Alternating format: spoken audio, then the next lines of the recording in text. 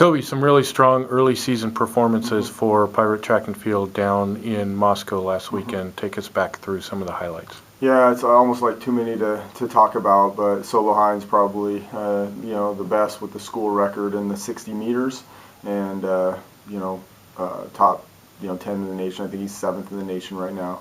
Amelia Hewson, great in the 60 and in the 60 hurdles, and I think she's top 10 right now in the nation in the 60 hurdles, and right there at her school record and PR.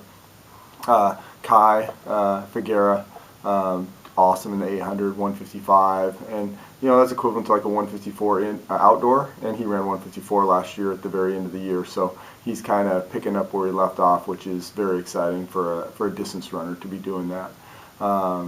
And then some good throwing by Luke Davis and Renee again, and so those were great. And then the multi-events were great. Bree Rawls, top 10 in the nation in the pentathlon for the women, and she PR'd in 4 out of the 5 events. And then JJ Martin, after practicing for 3 days because he was in Australia for a couple weeks over Christmas and came back a little late visiting family, and he ended up putting up a top 10 national mark. So really, really good stuff.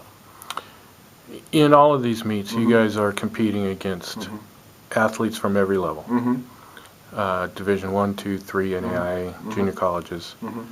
In what ways is that a challenge, and in what ways does that help us? We've been doing it so long, and it's kind of part of our program that the athletes are used to it. And honestly, they look across, and yeah, they're Division 1 athletes, Division 2 athletes, NAIA, but they're also the person they competed against at state last year. The person that was on their team or in their conference that was a standout. And so they sometimes they're just competing against their friends. And so and our athletes are very social, and so they tend to have good relationships with people on other teams, even just through competing against them on a regular basis. Again, it's this area that we're in.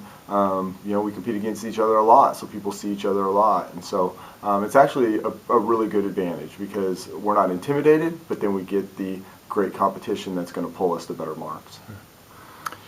This week, we get the opportunity to host a meet down at the podium. Talk about what goes into that. Yeah, it's a lot of work. Luckily and gratefully, the Spokane Sports does a great job putting on events in Spokane, and especially at the podium. It's in our 2nd year, so we have done it already before. We know the facility, we know how things go, but everybody wants to compete at the podium. The podium is a very popular place, so I have to kind of be the bad guy and tell teams that they're not invited, or they're not welcome, and that sounds pretty mean, but it allows opportunities for those teams that are invited to participate fully and not just have to have specific marks for specific athletes. So it's a lot of work, but it's a great payoff. And what teams are we going to see there? We've got 25 teams invited, and then we have a high school section where we invited some elite high school athletes to compete in some events, just in the 60 hurdles and the mile, boys and girls. But the 25 teams, I mean, they range from Canadian teams to California teams to everything in between, and as you mentioned before, every division possible. So you got Division 1, 2, 3 from the NCAA, you got the NAIA, and you got the community college.